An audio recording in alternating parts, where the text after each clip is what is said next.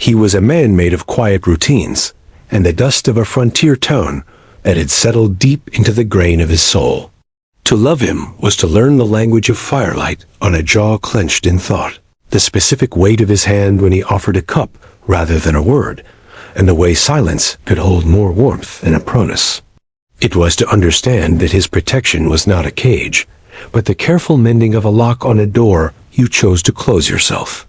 And to be loved by him was to feel the slow, steady dawn of a devotion that asked for nothing but the choice to stay, to turn the key, and to find a home in the steady beat of a heart that had long forgotten the rhythm of its own.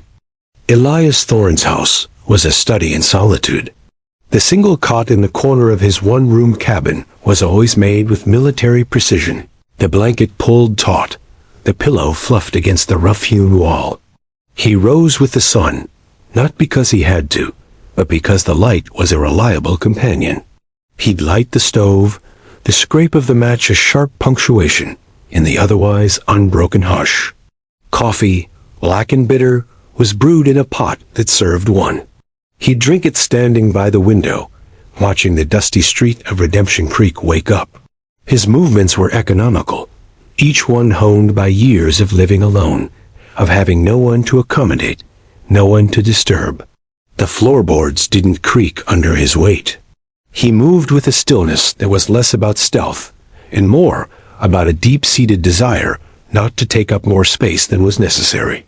He was a blacksmith, his days measured by the ring of hammer on anvil, the hiss of hot metal in the quenching trough.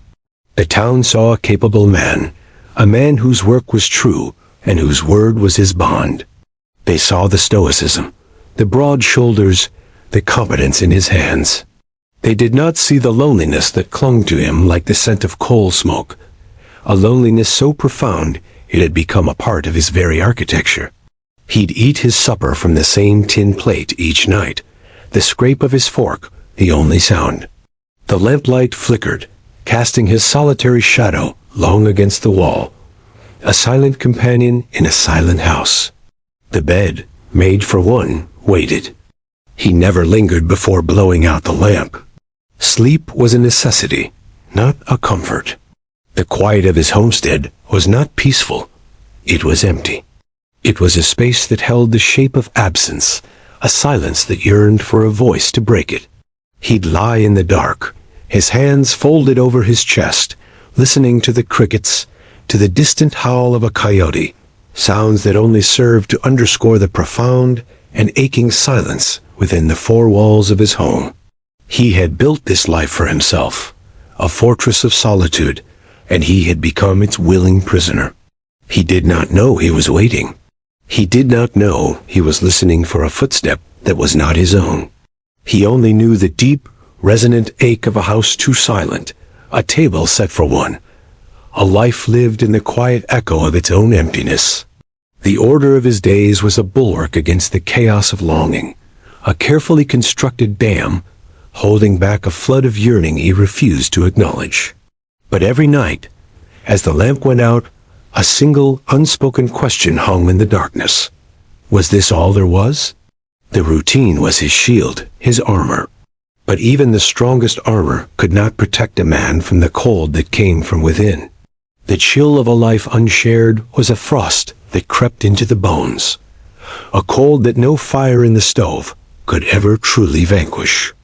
The knock on his door came late, long after the last saloon patrons had stumbled home, and the moon was high and unforgiving. It wasn't the sharp, demanding rap of a man in need of urgent smithing, nor the polite tap of a neighbor. It was hesitant, a flutter against the wood, almost lost to the wind. Elias, already in his cot, was instantly awake. He didn't reach for the rifle propped against the wall. His instincts told him this was not that kind of trouble. He moved to the door, his bare feet silent on the wood, and lifted the latch. The woman on his doorstep was small, her face a mask of exhaustion, etched with fine lines of worry. She clutched a threadbare shawl around her shoulders, and behind her, half hidden in the shadows, was a younger woman, her eyes wide and dark in the moonlight. He recognized them from the edge of town, a pair of Apache women who kept to themselves, selling intricate beadwork to the occasional traveler. The elder woman, Yoná, met his gaze with a fierce, proud dignity that belied her trembling hands. "Mr. Thorne," she began, her voice low and raspy, "I ask for sanctuary." It was not a plea, but a statement of fact, a transaction proposed. "There are men from the agency. They say my daughter must go to the school." Elias understood. He'd heard the whispers, seen the grim-faced officials. They called it education. It was erasure. He looked past the mother to the daughter, Anawa. She stood straight and still, her chin lifted. There was no fear in her eyes, only a watchful, intelligent calm. She was a survivor.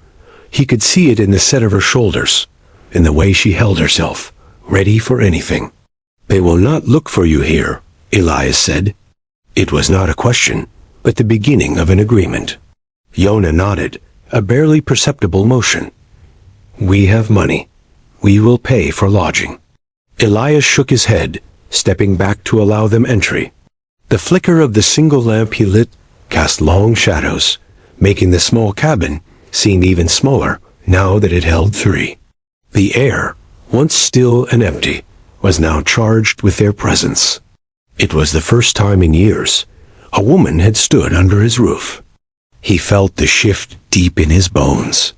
"No payment," he said, his voice gruff with disuse. "You can work. The garden needs tending. I have mending." Yoná's eyes, sharp and perceptive, studied him. She saw the cot, the single plate on the dry sink, the profound order of a lonely man. She gave another small nod. Elias cleared his throat, suddenly aware of the intimacy of the space, the vulnerability of his solitude now breached. "You can take the cot," he said, gesturing to his own bed. "I will sleep by the forge. It stays warm." Anawa's gaze met his for the first time. It was direct, unwavering, and held a quiet strength that took his breath away. There was no artifice in her, no maidenly blush. She simply looked at him, assessing. Yoná stepped forward, her hand resting for a moment on her daughter's arm. "Stay tonight," she said, her voice dropping to an intimate, serious whisper that was meant for him alone. "And my daughter will show you her gratitude." The words hung in the air, heavy with implication. But Elias looked at Anawa, at the proud set of her jaw, and understood. This was not an offer of flesh, but of spirit. It was a promise of respect, of shared burdens. It was the first thread in a tapestry he didn't yet know they were weaving. He looked at the cot made for one, and then at the two women who now stood in the center of his world. The silence of his home was broken, not by words, but by the soft sound of their breathing.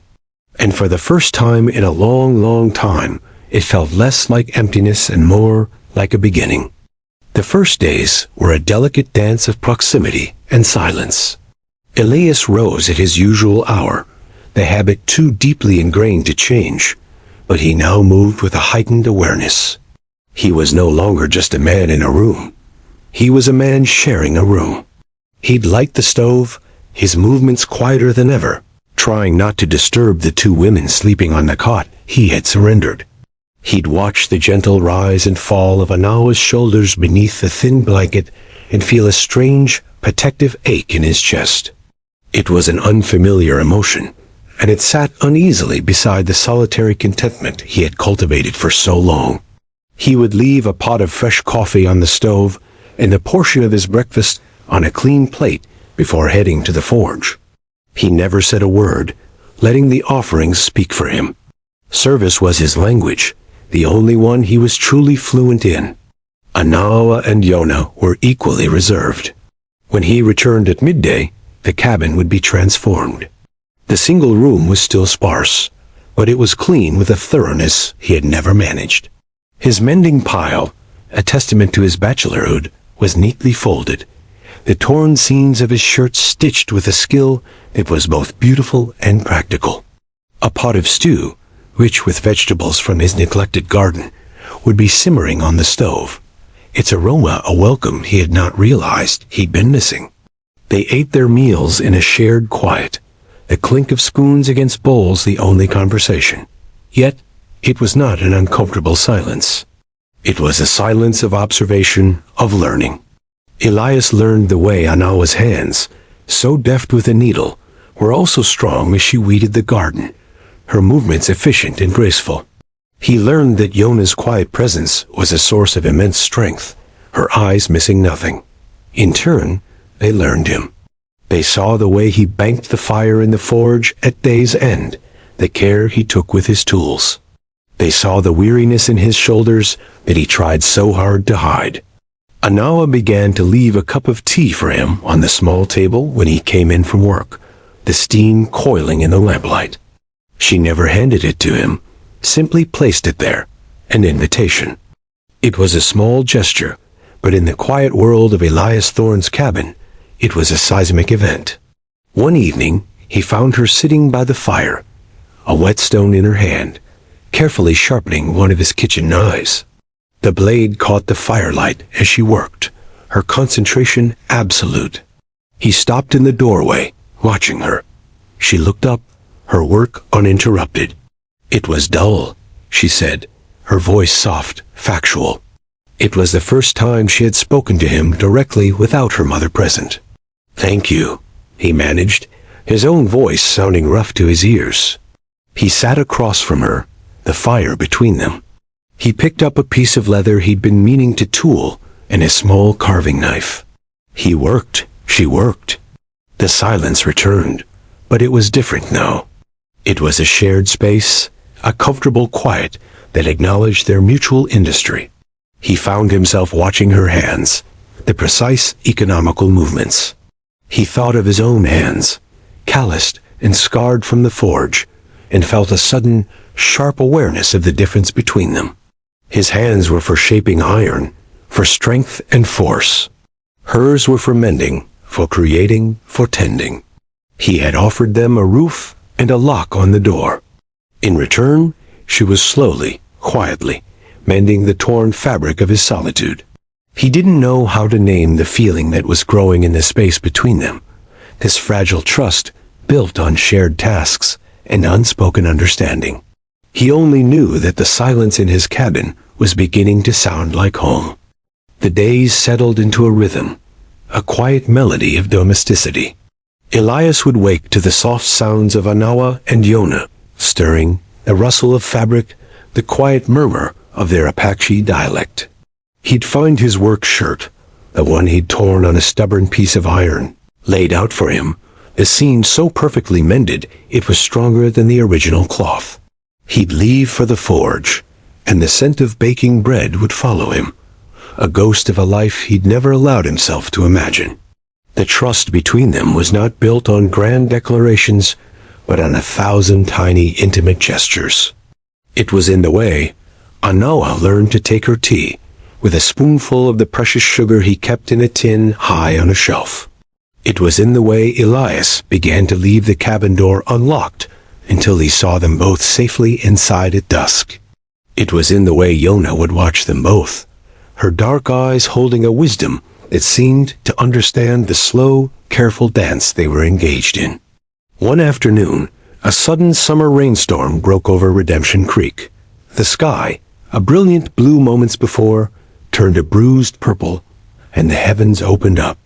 Elias, caught between the forge and the cabin, made a dash for it, arriving on the doorstep soaked to the skin.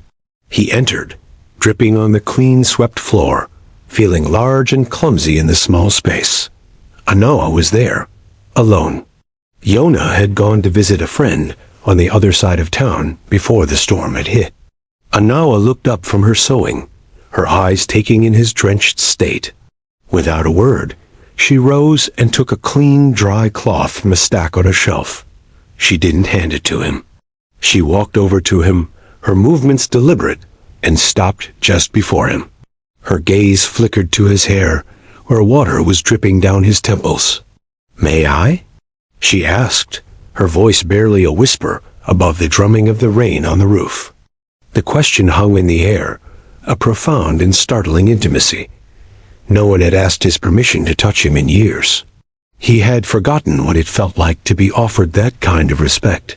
He gave a short, jerky nod, his throat suddenly tight. Her touch was feather-light as she gently dried his hair, her fingers careful not to press too hard.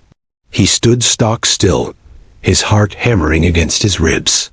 He could feel the warmth of her body close to his, could smell the faint, clean scent of her, like sage and rain-soaked earth. He closed his eyes, overwhelmed by the simple, tender gesture. When she was done, she stepped back, her gaze falling to the front of his wet shirt. Her eyes, which had been soft with a gentle concern, now held a flicker of something else, a shy awareness. He saw the faint blush that rose on her cheeks in the dim light. It was in that moment, with the rain lashing against the windows, and the scent of wet earth filling the air, that the carefully constructed walls around his heart began to crumble. He was no longer just a protector, a provider of shelter. He was a man, and she was a woman, and the space between them was charged with a longing that was as palpable as the storm outside. He watched as she turned back to her sewing, her hands not quite steady. The guard he had held for so long was slipping, replaced by a yearning so sharp it was a physical ache. He wanted to reach out, to touch her hand, to tell her. What? He had no words for the emotions that were flooding him. He had spent a lifetime building a fortress of solitude, and a woman with a soft cloth and a quiet question had just breached its walls. A week later, Yoná fell ill. It was a summer fever, one that came on quick and settled deep in the chest. She lay on the cot, her breathing shallow, her skin hot to the touch. Anawa was a constant, silent presence at her mother's side, bathing her forehead with cool water, murmuring to her in their native tongue. Elias felt a helplessness that was foreign to him. He could mend iron, shoe a horse, build a wall that would stand for 100 years, but he could do nothing against the invisible enemy of sickness. He brought them food, which went mostly untouched. He kept the fire low, ensuring the cabin stayed warm as the nights grew cooler. He stood in the doorway, a silent sentinel, watching Anawa's tireless vigil. Her pride, which was usually a shield, had been replaced by a raw vulnerability that he found himself wanting to protect with a fierceness that startled him. After 3 days, Yoná's fever had not broken. Anawa's face was etched with exhaustion, dark circles under her eyes. She moved like a ghost, her own strength failing. That evening, Elias approached the cot.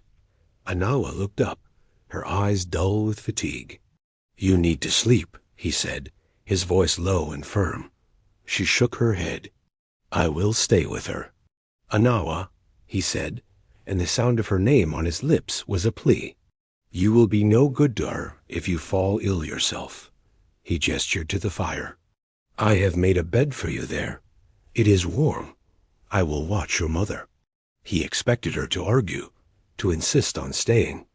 But she simply looked at him, her gaze searching his face, looking for something he couldn't name. He held her gaze, trying to pour all of his sincerity, all of his earnest desire to help, into that single look. He was not trying to take her place. He was trying to share her burden. Finally, she gave a slow, tired nod. She rose from the stool beside the cot and walked to the pallet of blankets he had laid out by the hearth. She sank down onto it, her body slumping with a weariness that seemed to go bone deep. Elias took her place on the stool, his back to her. He sat and listened to the 2 different rhythms of breathing in the small cabin. Yoná's, shallow and labored, and Anawa's, which slowly, gradually, deepened into the slow, steady cadence of sleep. He did not turn to look at her. He gave her the privacy of her exhaustion, the dignity of her rest. He sat through the long hours of the night, his presence a quiet promise. He was not just offering shelter anymore. He was offering a piece of himself, his strength, his wakefulness. Sometime in the deep, dark hours before dawn, he felt a slight shift in the air behind him. He turned his head slightly. Anawa had woken and was sitting up, watching him. Her hair was unbound, falling over her shoulders in a dark wave. The firelight caught the soft curve of her cheek, the glint of unshed tears in her eyes. She did not speak. She simply looked at him, and in that look he saw a gratitude so profound it needed no words. He saw trust. He saw the first, tentative shoots of an affection he had never believed he would find. In the quiet of the sick room, with the fire burning low and the life of a woman they both cared for hanging in the balance, a new and powerful bond was forged between them, a bond of shared worry and mutual care, a bond that felt more real, more solid than anything he had ever known. By the end of the week, Yoná's fever broke. The crisis had passed, leaving in its wake a new and delicate intimacy in the small cabin. The shared vigil had changed them. The silence between Elias and Anawa was no longer one of mere observation. It was now filled with an unspoken understanding. They were partners in a way that transcended the practical arrangement that had brought them together.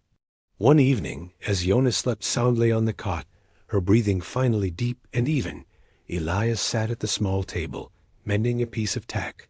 Anawa sat across from him, her hands busy with her beadwork.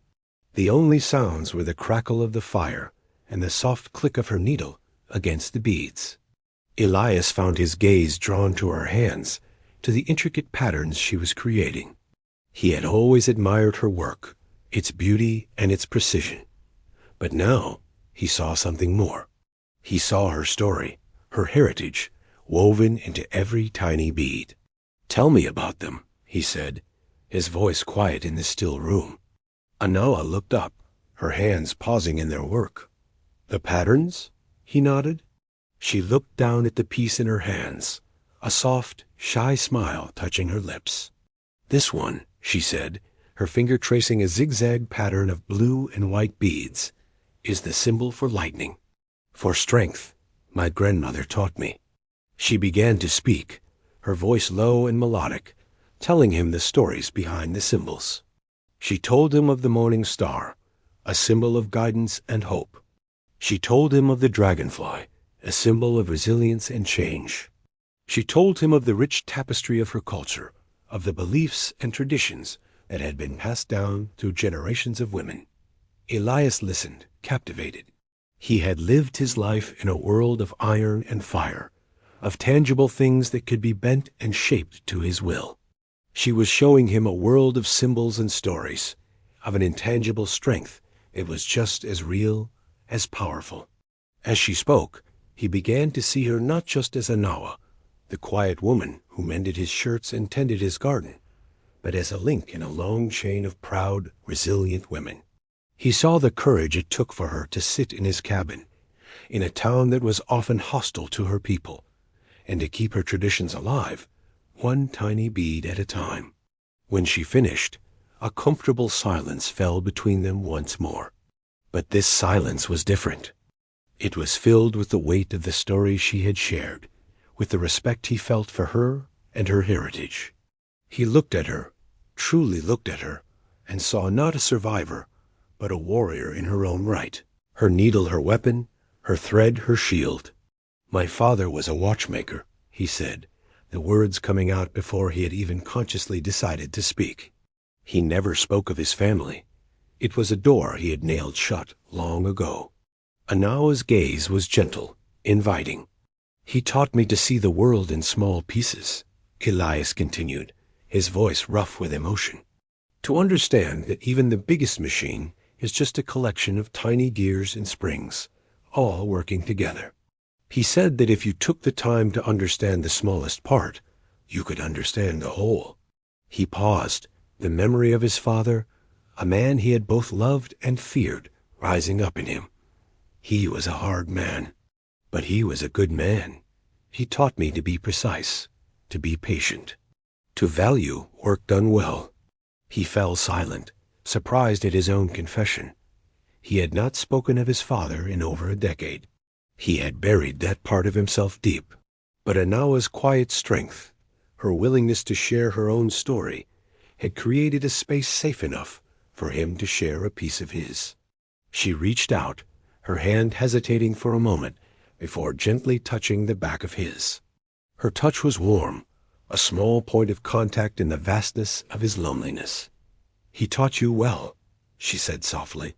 "Your hands, they are patient, they are precise." In the soft lamplight, with their hands almost touching on the rough wooden table, they were no longer just a blacksmith and a refugee. They were two people, their pasts laid bare, their vulnerabilities exposed, finding a common ground in the shared language of craft and memory. The emotional door, once rusted shut, had creaked open, and the light that shone through was one of hope. The arrival of Sterling Croft was as subtle as a summer hailstorm. He was a land agent, a man whose polished boots and tailored suit were a stark contrast to the dusty, work-worn reality of Redemption Creek. He had an easy smile that didn't reach his eyes and a way of looking at things, and people as if he were constantly calculating their value. He had been circling Yoná and Anawa for weeks, his interest in them a poorly disguised secret. He saw Anawa not as a person, but as an exotic commodity, a beautiful, untamed woman who would look good on his arm as he built his little empire. His previous attempts at courtship had been clumsy and unwelcome, easily deflected by Anawa's polite but firm disinterest. But with Yoná's illness, Croft saw an opportunity. He arrived at Elias's cabin one afternoon, a basket of expensive, out-of-season fruit in his hand, his smile oozing a predatory sympathy. Elias met him at the door, his body a silent, solid barrier.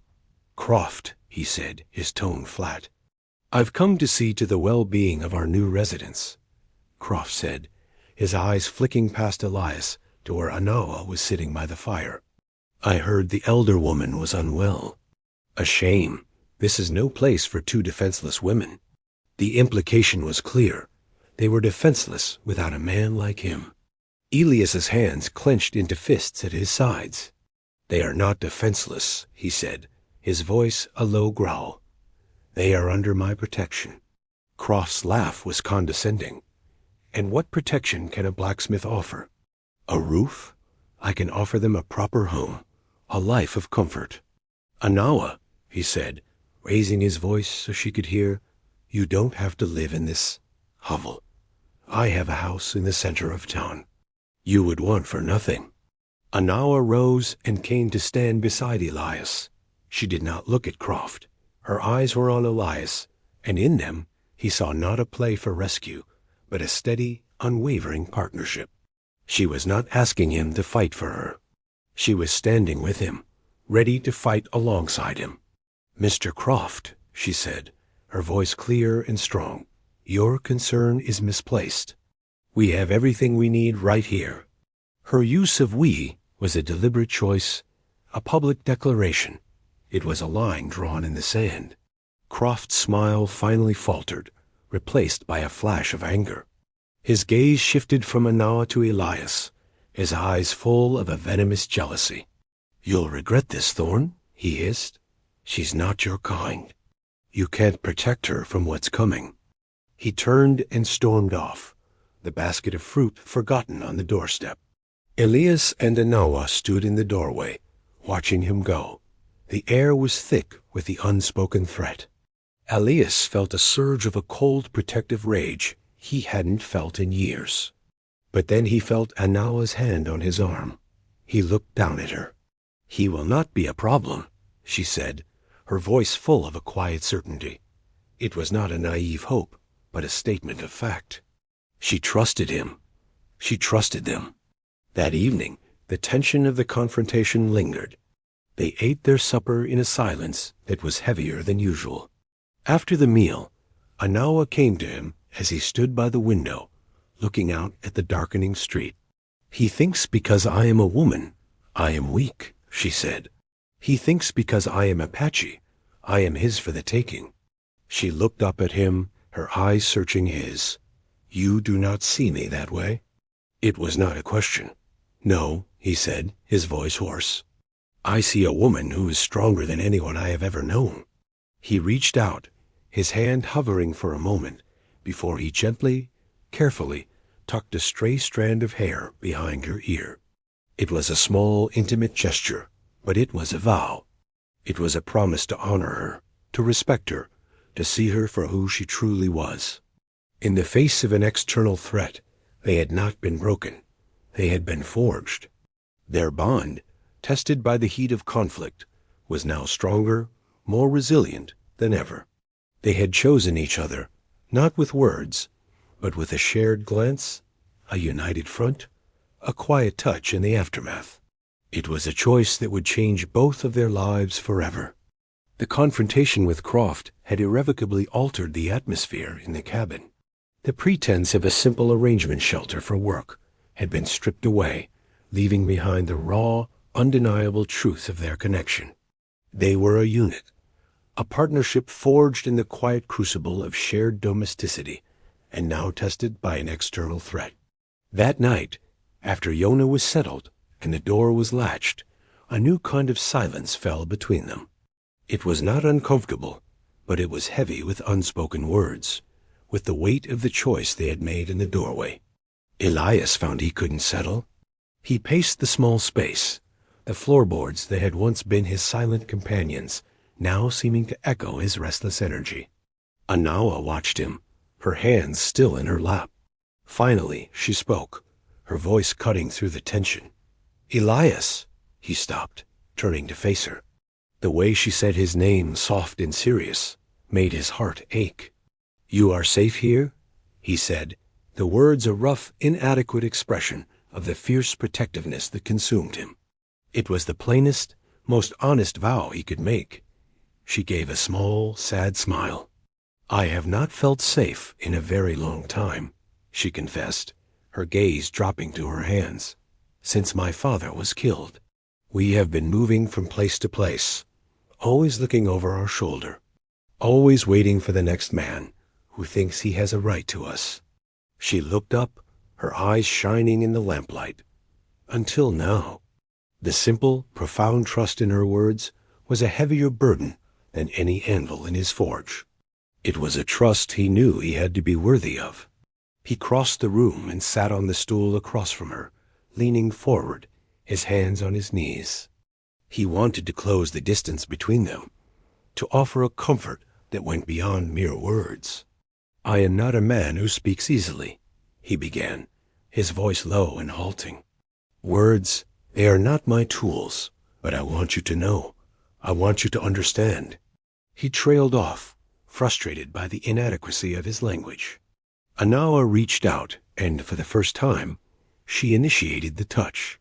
She placed her hand on his, her fingers cool and gentle against his calloused skin. "I understand," she whispered.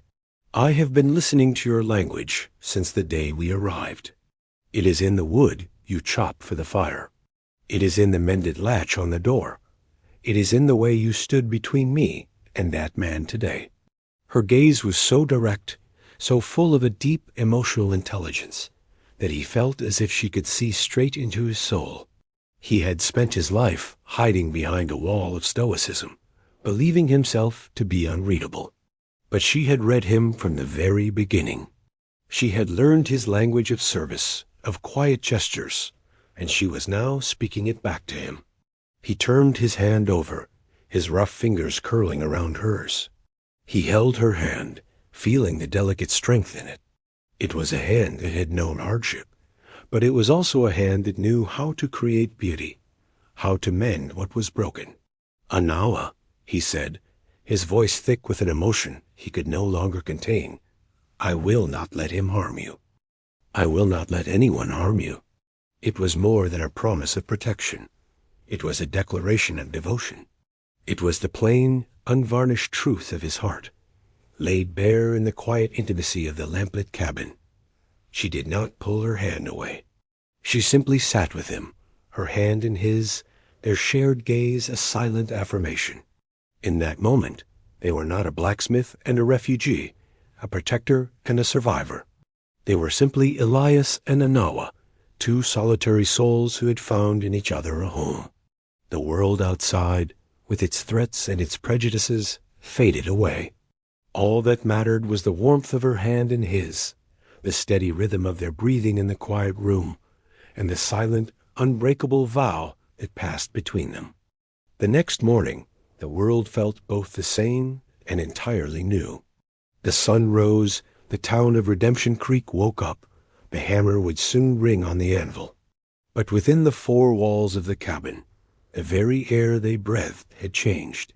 The emotional intimacy of the previous night had settled over them, a soft, warm blanket. There was a new ease in their shared silence, a new depth to their glances.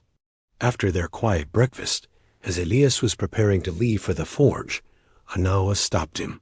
"Your shirt," she said, her voice soft. "The collar is frayed." He looked down. He hadn't even noticed. He lived a life of utility. Such things were unimportant. Before he could dismiss it, she added, "Wait, I will mend it." She retrieved her sewing basket, a small, beautifully woven thing, and gestured for him to sit. He did, feeling strangely vulnerable as he took off his work shirt, leaving him in his thin undershirt. He sat on the stool, his back to her, as she stood behind him and began to work. He could feel the whisper of her breath against his neck, the occasional feather-like brush of her knuckles against his skin as she stitched. The scent of her, clean and earthy, filled his senses. It was an act of such profound domesticity, of such tender care, that it left him breathless. Each pull of the thread felt like a stitch in his own soul, mending a tear he hadn't known was there. He sat perfectly still, his hands resting on his knees, every fiber of his being attuned to her presence behind him. This was a different kind of intimacy than their shared confessions in the lamplight. This was a quiet, physical closeness, an act of service that was as powerful as any declaration of love. He could feel the careful, precise movements of her hands, the same hands he had held the night before. He thought of the contrast, the strength and the gentleness they were capable of. When she was finished, she rested her hands on his shoulders for a fleeting moment. The warmth of her touch seeped through the thin fabric of his undershirt, a brand of possession that was both thrilling and terrifying. "It is done," she whispered. He stood and turned to face her. She held out the shirt to him, her gaze shy but steady. He took it, the newly stitched collar a testament to her care. He ran his thumb over the neat, even stitches. It was a small thing, a frayed collar on a work shirt, but it felt like a gift of immense value. He put the shirt on, the mended fabric soft against his skin.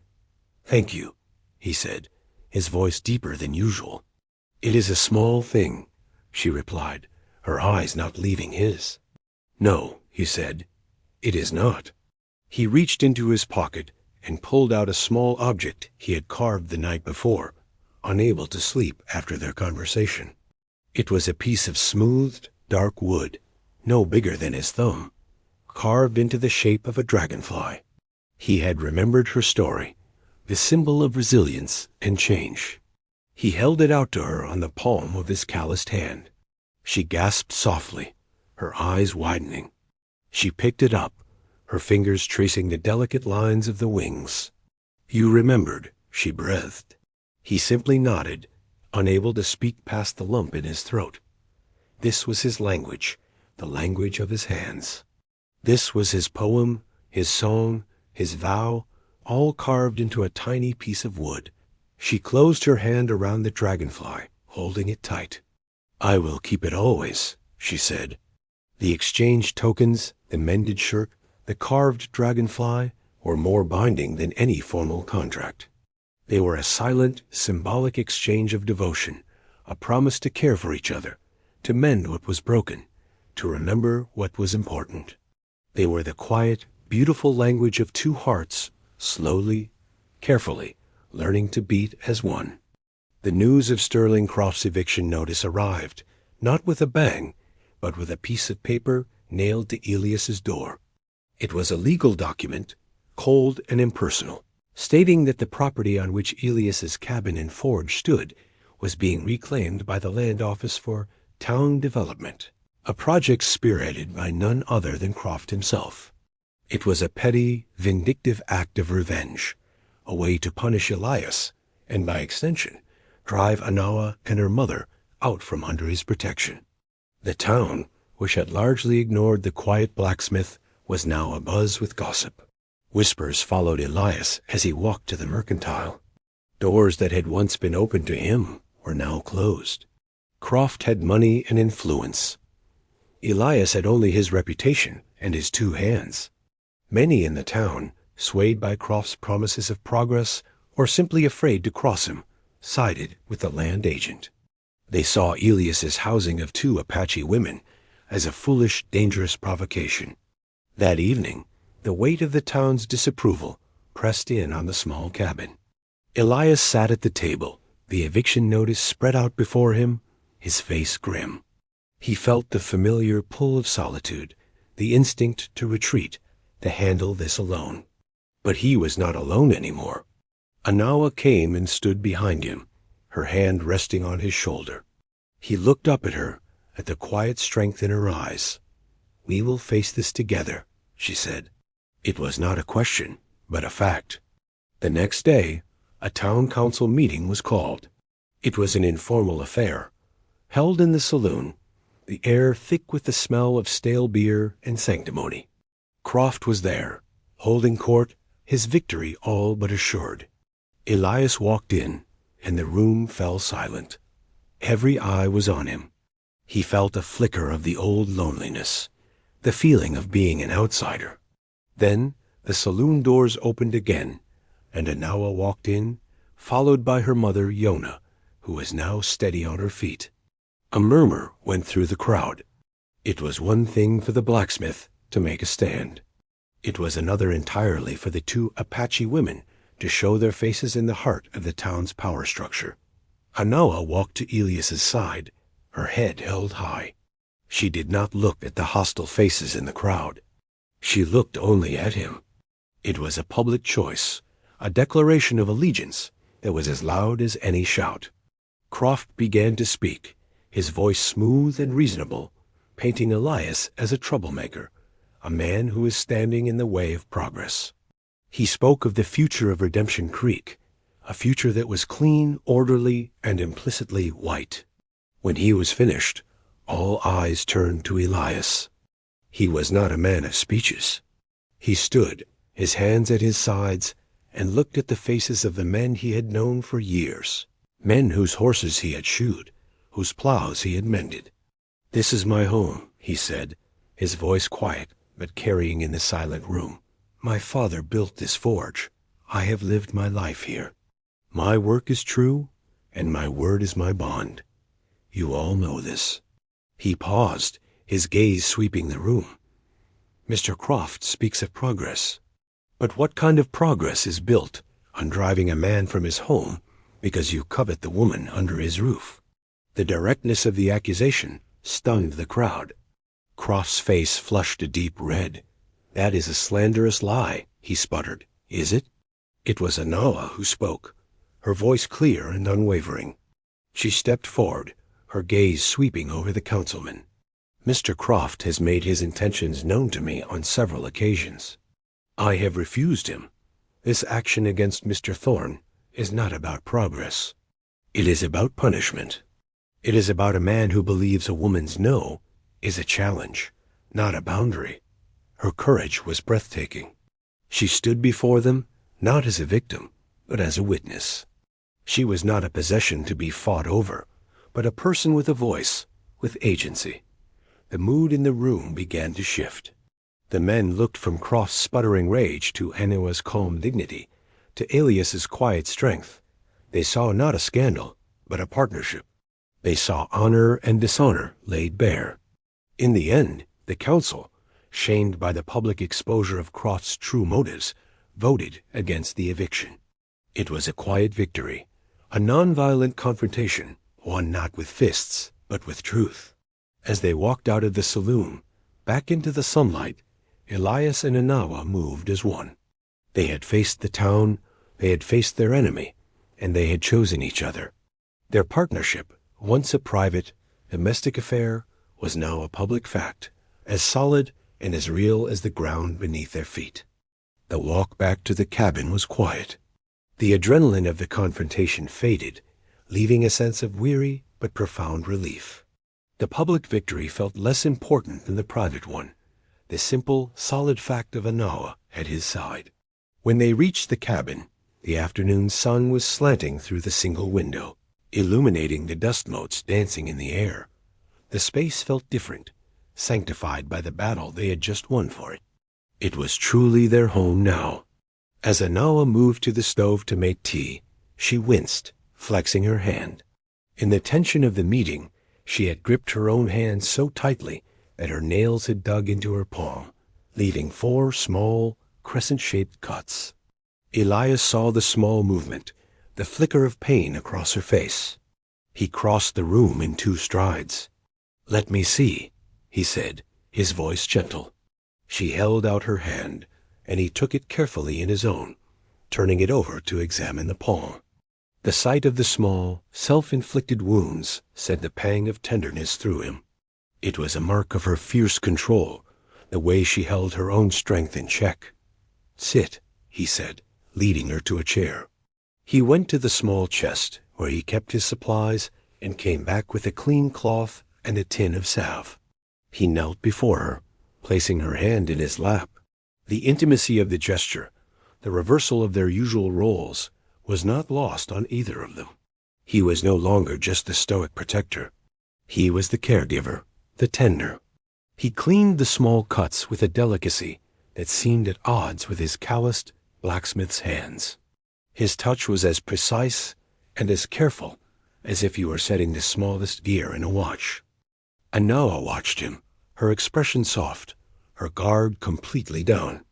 The formidable woman who had faced down a room full of hostile men was now allowing herself to be cared for, to be vulnerable in his presence.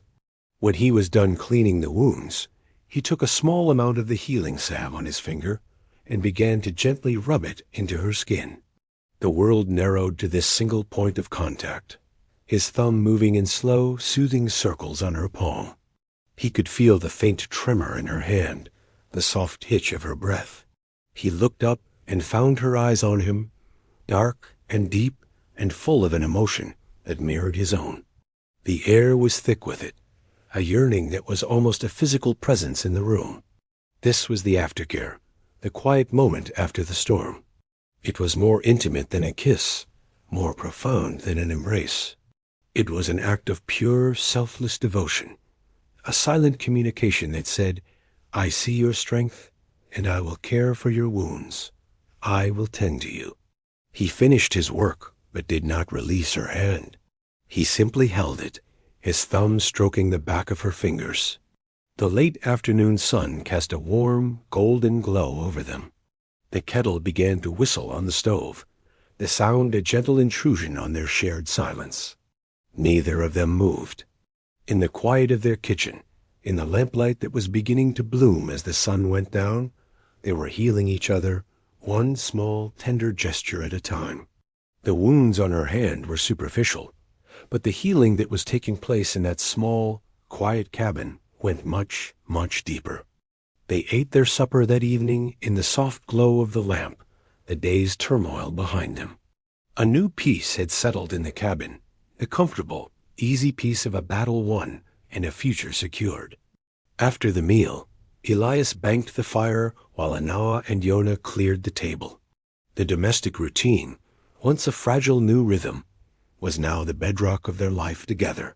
When the chores were done, Yoná, with a small, knowing smile, retired to the cot, turning her face to the wall to grant them a measure of privacy. Elias and Anawa were left in the center of the room, the lamplight carving out a small, intimate world for them. Elias's heart was full, his mind quiet.